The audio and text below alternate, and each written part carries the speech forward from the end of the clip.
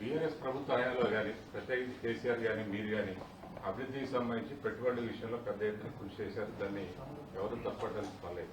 అదే సందర్భంలో pharma city పేరుతోటి తెలంగాణ అభివృద్ధికి కూడా మీరు ఒక ప్రయత్నం చేశారు. అలాంటి మీరు ఇప్పుడు ఒక ఫార్మా విలేజ్ వచ్చేదాన్ని వ్యతిరేకించడం.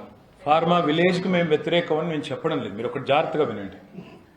ఫార్మా సిటీ కోసం ఆ రోజు భూములు సేకరిస్తున్నప్పుడు ఇదే కాంగ్రెస్ పార్టీ వాళ్ళు ఇదే రేవంత్ రెడ్డి గారు ఇచ్చిన స్పీచ్లు నేను మీకు పంపిస్తాను. వెంకటరెడ్డి గారు, ఈరోజు మంత్రిగా ఉన్న వెంకటరెడ్డి గారు, రేవంత్ రెడ్డి గారు, మల్రెడ్డి రంగారెడ్డి గారు, కోదండరెడ్డి గారు, ఒక్కరు కాదండి, బట్టి విక్రమార్క గారు, సీతక్క గారు, ఒక్కసారి కాదు పలుమార్లు కందుకూరులో, యాచారంలో విస్తృతంగా పర్యటించి ప్రజల్ని రెచ్చగొట్టి ఫార్మా అంటేనే కాలుష్యం, ఫార్మా అంటేనే విషం అని జనం మనసులో విషం నింపిందే వారు. దానివల్ల ఏం జరిగింది ఈరోజు? సరే, మాకు 8 ఏళ్లు పట్టింది ఫార్మా సిటీ కోసం ల్యాండ్ ఎక్వైర్ చేయడానికి.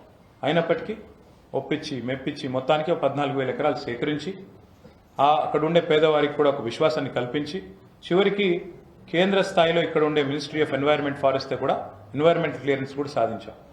ఒక ఫౌండేషన్ వేసి ముందుకు పోవాల్సింది. దాన్ని మేము ఎలక్షన్లు ఉన్నాయి, ఇప్పుడు అనవసరంగా ఈ టైంలో మళ్ళీ పొలిటిసైజ్ చేస్తారు, రాజకీయం చేస్తారనే పక్కకు పెట్టాం.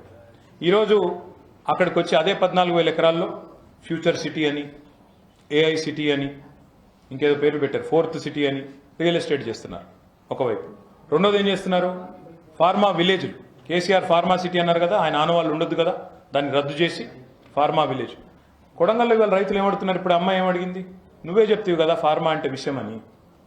రేవంత్ రెడ్డి చెప్పినాడు కదా, మరి వాళ్ళు ఎమ్మెల్యే, ఆయన వచ్చి చెప్పాలి కదా, లేదమ్మా ఆ రోజు నేను తప్పు చెప్పాను, తప్పుడు కూతలు కూశాను, నేను రాజకీయం కోసం అబద్ధాలు చెప్పాను, ఈ రోజు నేను చెప్తున్నాను, ఈరోజు నేను చెప్పేది నిజం, నన్ను నమ్ము అని లగిచర్లకు వచ్చి మాట్లాడమనండి.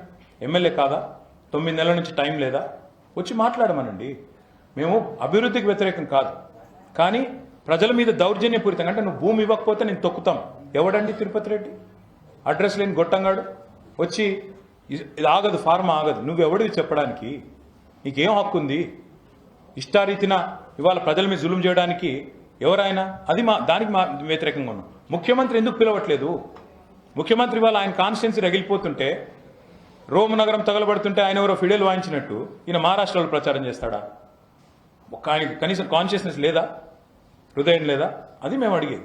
ఎందుకు? ఇప్పుడు మల్లన్న సాగర్లో మీరు గుర్తు చేసుకోండి, మేము భూసేకరణ చేస్తుంటే ముత్యం రెడ్డి గారు అని ఒక ఆర్డీఓ మీద అక్కడ ప్రజలు కోపంలో పోయి ఆయన మీద పెట్రోల్ పోసారు, కానీ మేము కేసు పెట్టలేదు. ఎందుకంటే ఆవేశాలకు లోనవుతారు ప్రజలు. ప్రాజెక్ట్ యొక్క విలువ వారికి ఎక్స్ప్లెయిన్ చేసి, ఇవాళ ఇదే ముఖ్యమంత్రి కదా కాళేశ్వరం కొట్టుకుపోయింది అన్నాడు, మళ్ళీ అదే మల్లన్న సాగర్ నుంచి నీళ్ళు తెచ్చుకుంటున్నాడు. అందుకే నేను చెప్పేది ఏమంటే, ఏదైనా ప్రాజెక్ట్ నిజంగా జాతి ప్రయోజనాలకు సంబంధించి, విస్తృత ప్రయోజనాలకు సంబంధించిన ప్రాజెక్ట్ వస్తే ప్రజలను ఒప్పించి మెప్పించి వారి మనసు గెలిచి చివరి తెచ్చుకోవాలి. అదే మల్లన్న సాగర్ ముంపు గ్రామాల్లో మొన్న మా హరీష్ రావు గారు అన్నాడు ఇరిగేషన్ మినిస్టర్గా, ఒకసారి కాదు 100 సార్లు వాళ్ళతో మాట్లాడారు. కాబట్టి మొన్న అదే మల్లన్న సాగర్ ముంపు గ్రామాల్లో మాకు మెజారిటీ వచ్చింది మొన్న శాసనసభ ఎన్నికల్లో. ఎందుకు? మేము ప్రజల మనసు గెలుచుకున్నాం కాబట్టి. అది తరీకా. ఇదేం పద్ధతి? ఇంటికి పోయి అర్ధరాత్రి ఇండ్ల మీద పడి తలుపులు పగలగొట్టి వాళ్ళను ఆడవాళ్ళని చూడకుండా ఇష్టం వచ్చినట్టు వ్యవహారం చేసి తాగిపోయి, ఇది ఎక్కడ పద్ధతి? ఇది రాజ్యాంగం బద్దమనా? ఇది న్యాయమా?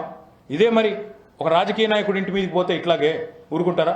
ఈ రోజు రేవంత్ రెడ్డి మొత్తుకుంటా ఉంటాడు కదా, నన్ను 3 గంటలకు వచ్చి అరెస్ట్ చేశారు అంటే, నీకు జరిగితే ఒకటి, వాళ్ళ మా ఆడబిడ్డలకు జరిగితే తప్పు ఇంకోట పద్ధతేనా? అది మా అభ్యంతరం.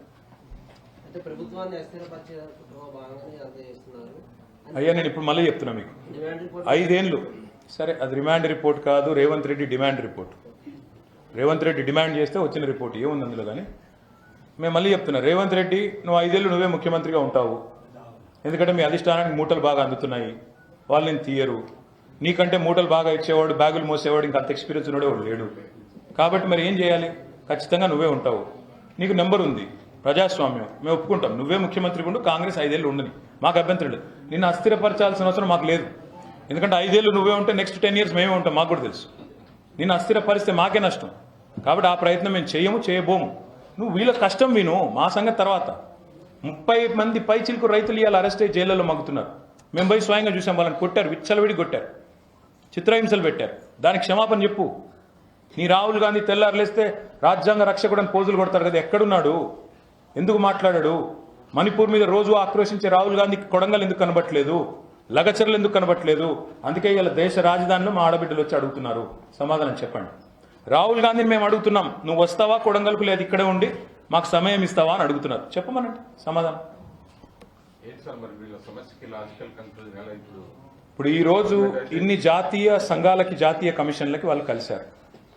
ఆ జాతీయ సంఘాలకు సంబంధించి మరి డెఫినెట్గా కేంద్ర ప్రభుత్వ పెద్దలు కూడా నోటీస్ చేసే ఉంటారని మేము అనుకుంటున్నాం. మరి కేంద్ర ప్రభుత్వ పెద్దలు కనుక వారికి కూడా మనసు ఉంటే, వారికి కూడా నిజంగా హృదయం ఉంటే స్పందించాలి. వారు కూడా తప్పకుండా నోటీసులు ఇవ్వాలి. డీజీపీకి, చీఫ్ సెక్రటరీకి, కలెక్టర్కి ఏం జరిగింది, ఎందుకు జరిగింది ఇట్లా అని అడగాలి. పోలీసులు ఎందుకు ఇంత దుర్మార్గంగా వ్యవహారం చేస్తున్నారని అడగాలి.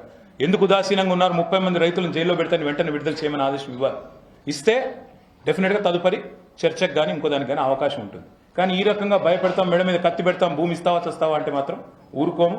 ప్రజాస్వామ్యబద్ధంగా నిరసనలకు మేము కూడా వారు చేసే పోరాటానికి మా మద్దతు కూడా కొనసాగుతాం. Thank you brother.